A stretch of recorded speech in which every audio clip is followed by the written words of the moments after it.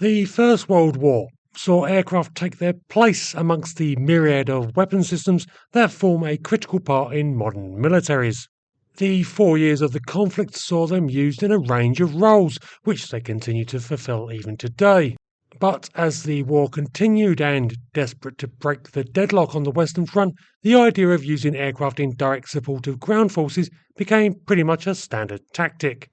While conducting these missions was often done by standard fighter scouts, such as the Sopwith Camel, these delicate aircraft were very susceptible to ground fire, and so the notion grew of building dedicated attack aircraft for the role.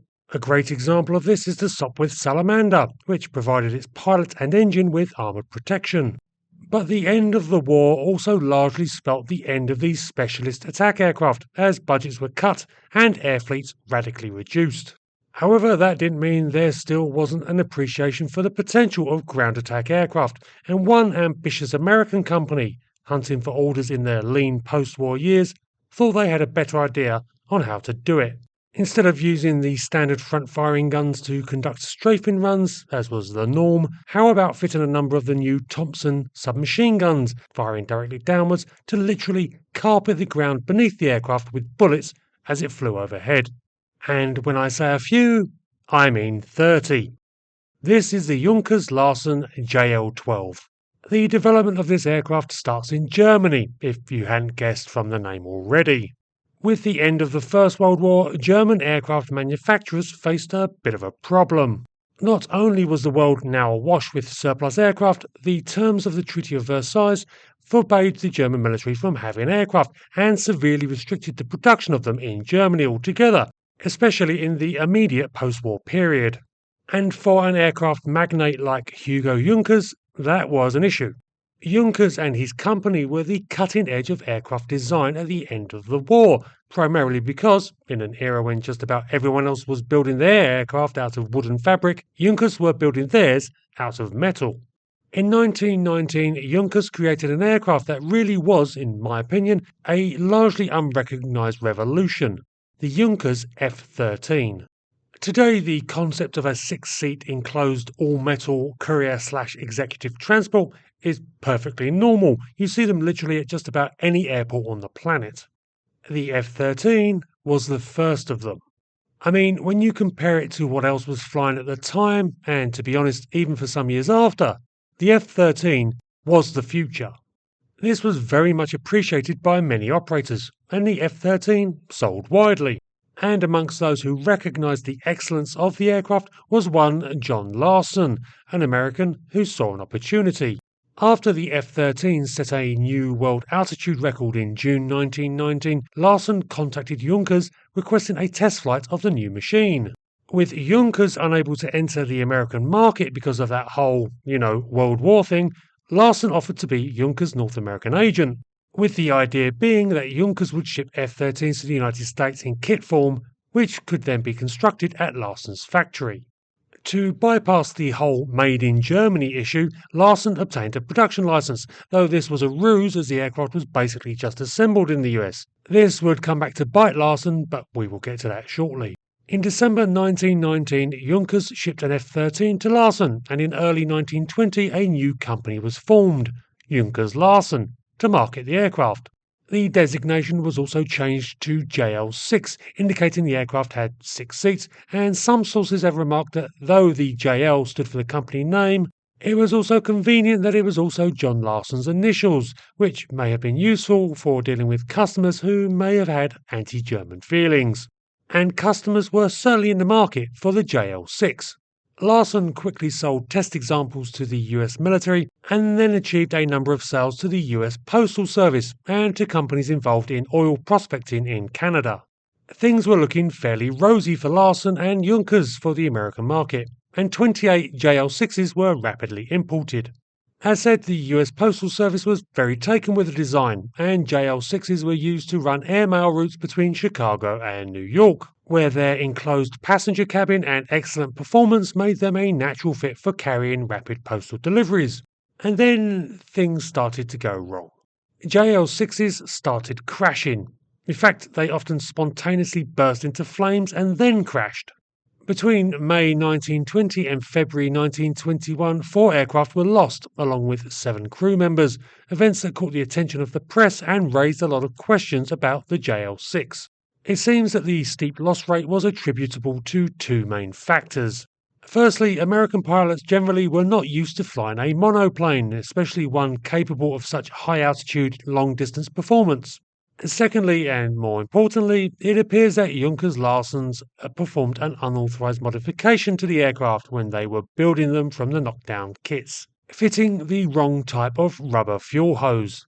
These were fine while using petroleum as fuel, but the aircraft in question used benzene. This both rapidly corroded the hoses and tended to freeze at higher and colder altitudes, which is where the JL-6s were operating. Ruptured fuel lines suddenly spilling fuel over hot engines as the JL-6s descended for landing is generally thought to have been the cause for the spectacular spate of fiery crashes, and the effect on Larsen's sales was catastrophic. Plus, further bad news followed. The Allied Commission responsible for policing the No German Aircraft policy caught wind of the exports of F-13s to the United States and seized 11 aircraft sitting in crates at Hamburg docks. John Larsen had a significant problem. He had been cut off from his supplier, but still had 8 aircraft at his factory looking for buyers, plus a number of others that were on lease, but which would be returned by their clients, spooked by the rash of losses amongst the JL-6 fleet. Larsen needed to find a new customer in short order, who would snap up his outstanding airframes. To do this, he needed to make a splash and sell to one of the few operators with the cash to buy, the US Army, which meant turning the JL-6 passenger/light cargo aircraft into a military one. And so he came up with the JL-12. In 1921, Larsen's converted one of the JL-6s to this new configuration, which added a surprising amount to the aircraft. Firstly, the German Mercedes engine was removed and switched out for a far more powerful, and American-made, Liberty engine that was significantly more powerful at 400 horsepower than the German ones originally supplied. Also added was a plate of belly armour composed of aircraft-grade aluminium, which when combined with the JL-6's aluminium skin raised the total thickness to around 5mm. Probably not going to stop a lot, but as said, still generally more than contemporary aircraft of the day. But the armament is where Larsen went full on, with 28 Thompson submachine guns mounted to shoot downwards from the aircraft's belly. These were arranged with 12 guns in the front section of the hold and 16 more in the rear. The forward guns were tilted to fire slightly forward, while 6 of the rear guns were aimed directly down, and the final 10 aimed slightly to the rear. Control was via 3 levers. The first fired only the forward guns, the second the mid and rear guns, while the third would fire all of the guns together, creating an absolute blizzard of lead upon whatever the aircraft was flying over, no doubt expected to be enemy troop concentrations or trenches. Ammunition was the standard Colt 45, with each Tommy gun using the 100-round drum magazine for which this gun was famous. 3 magazines per gun were carried, and Larsen stated that reloading the whole assembly in the air took just 4 minutes. And for those who are already typing, you said 30 guns, well, 2 more were thoughtfully given to the pilot and his assistant, which, as the cockpits of the JL-6 and 12 were open while the cabin was closed, could be used to repel pesky enemy fighters, or at least that was the thinking. This all might seem a bit optimistic, but the JL-12 was actually no slouch, with a top speed reportedly being 143 miles per hour and the aircraft able to climb extremely quickly. In fact, reports of the day state that it could climb as quickly as many contemporary scout fighters of the time. Unfortunately, despite Larsen's optimism and salesmanship, the US Army wasn't in the market for a new attack aircraft. Sales efforts continued into 1922, but nothing came of this, and so the JL-12 disappeared into obscurity.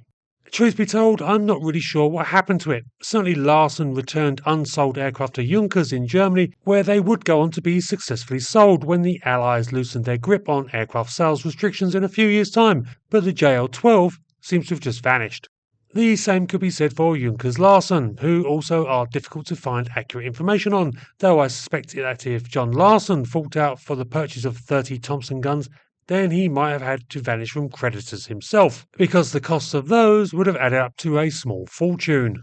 So if anyone has any further knowledge of John Larsen or his aero company, please feel free to educate us all in the comments. But all in all, John Larsen and his final aircraft are an interesting little quirk in aviation history.